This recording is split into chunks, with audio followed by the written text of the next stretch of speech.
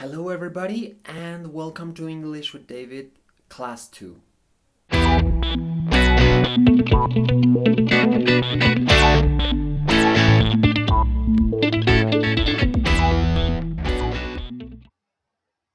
People, very quickly, past progressive and simple past. We're going to learn both of them very quickly, so please open the notebook in the part where you have it. And let's get on with it. First, we're going to use a subject: I, he, they, you, she, we, and now we're going to use verb to be in the past form, that is was and were. After that, we put a verb with ing. And finally, we apply the object. I was riding my bike, he was playing Roblox, they were studying math.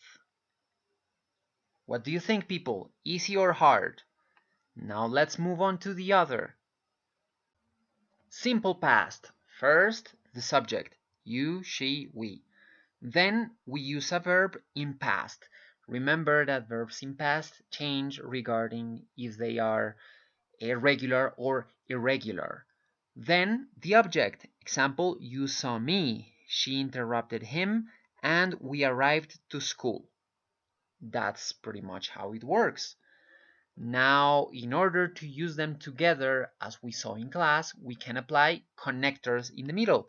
I was riding my bike when you saw me, right? The past progressive serves as the context of the events, and the events are in simple past. So you use one as the context of the other. He was playing Roblox, but she interrupted him. Right? They were studying math by the time we arrived to school. As you see, one of them is the context and the other is the action. In order to use them properly, you can use all of those connectors that I'm showing you there, like when, if, who, which, because, where, like, and if. So I hope you have notes on this in the notebook, and if you don't, please take advantage of this moment and write all the notes you can. Now let's go to the practice part.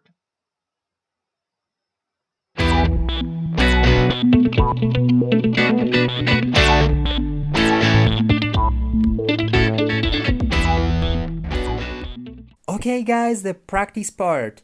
Please go to page 30 and on, because it's going to be several pages this time. So it says the most important thing. This is a story about a boy who has to read stories for an assignment at school. So I want you to read it and I want you to respond to the questions in purple.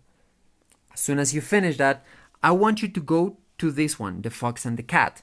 This seems like another story, but it's not. It's part of the first one. So as soon as you finish it, I want you to go to this part as well and answer the questions. So I'll be expecting the questions responded in a Word document. Then I want you to keep reading and answering the questions of the same story. And as I told you, they are several pages.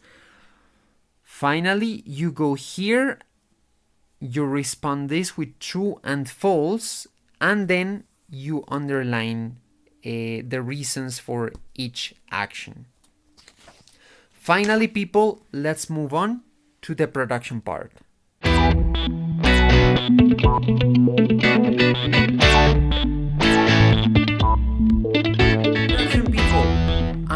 You already finished reading that fairy tale. I guess it took a while for you to finish. So what I want you to do now is the following. I want you to write your own fairy tale using the past tenses as I explained them in the beginning of the video. This fairy tale is going to count as your workshop note. So please make sure to do it pretty well because it's graded and it's a mark. It is 200 words long. But people, I don't want you to do it with your own hands. I want you to do it in Microsoft Word, because if you do them, handwriting, it's going to take ages. I don't want that. This time I prefer simplicity over having you sitting there and doing the long thing. Thank you very much. Thank you very much for having class with David, and see you next time, and see you on weekdays. Bye.